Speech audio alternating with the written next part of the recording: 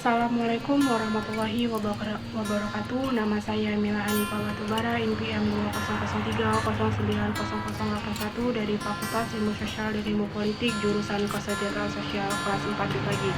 Di sini saya akan memenuhi salah satu tugas mata kuliah psikologi untuk pekerjaan sosial, yang dimana saya akan menjelaskan mengenai bahan perkuliahan pertemuan kelima yang bersumber dari buku yang berjudul Sosial Psikologi, yang saya ambil dari bahan bab 3 yang isi buku pada bab 3 tersebut mengenai hubungan dengan orang lain.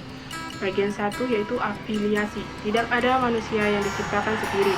Manusia memiliki kebutuhan untuk berafiliasi. Ada beberapa bukti bahwa kita tidak dapat dengan mudah mengatasi kehilangan kontak dengan manusia lain untuk waktu yang lama. Psikiater mengajukan 4 kemungkinan alasan mengapa kita harus memiliki dorongan kuat untuk berafiliasi dengan orang lain. Yang pertama, kecemasan berkurang ketika kita bersama dengan orang lain. Kita merasa lebih aman dan dalam kelompok. Kedua, kekhawatiran langsung kita sendiri dianggap kurang penting bagi kita, yang sekali lagi mengurangi kecemasan yang kita rasakan. Yang ketiga, kami membutuhkan informasi yang dapat memberikan oleh asosiasi dengan orang lain, itu memberi kita kejelasan kognitif. Yang keempat, berada bersama orang lain memberi kita tolak ukur yang dapat digunakan untuk mengevaluasi diri kita sendiri. Pola afiliasi. Pola afiliasi mengembangkan hubungan sistematis dengan orang lain sehingga jaringan sosial terbentuk. Bershade tahun 1985 telah menggunakan istilah ini untuk merujuk pada orang-orang yang dengannya seseorang melakukan kontak yang sebenarnya. Pilihan hubungan. Pertanyaan yang perlu dijawab adalah, ini atas dasar apa kita memilih mereka yang berafiliasi dengan kita? Apa yang membuat seseorang menarik bagi kita? 6 faktor yang dapat mempengaruhi pilihan. Satu, kedekatan faktor atau kedekatan.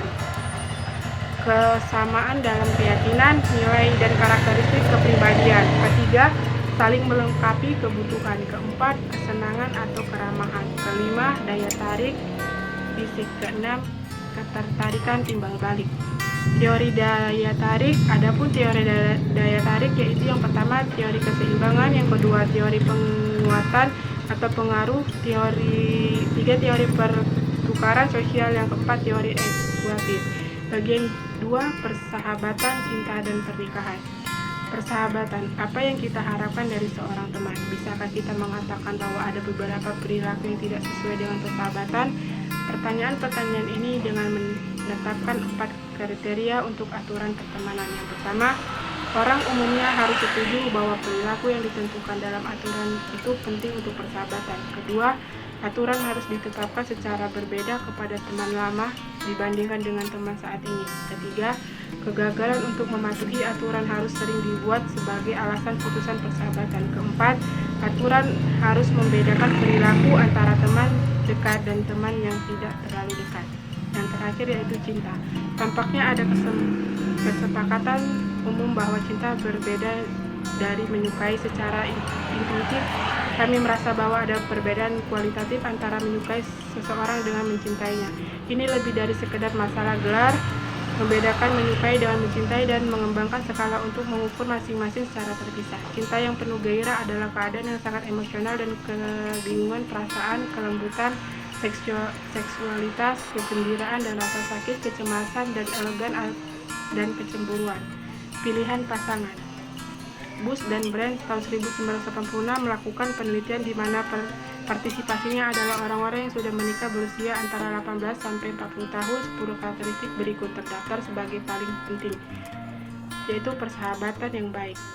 Yang kedua, perhatian. Yang ketiga, kejujuran. Yang keempat, kasih sayang. Yang kelima, ketangguhan. Yang keenam, intelijen. Yang ketujuh, kebaikan. Yang ke-8, menjadi pengertian. Yang kelima, loyalitas. Dan yang terakhir, yaitu jadi menarik untuk diajak bicara. Cukup sekian presentasi dari saya, kurang dan lebihnya saya mohon maaf. Saya akhiri dengan salam. Wassalamualaikum warahmatullahi wabarakatuh.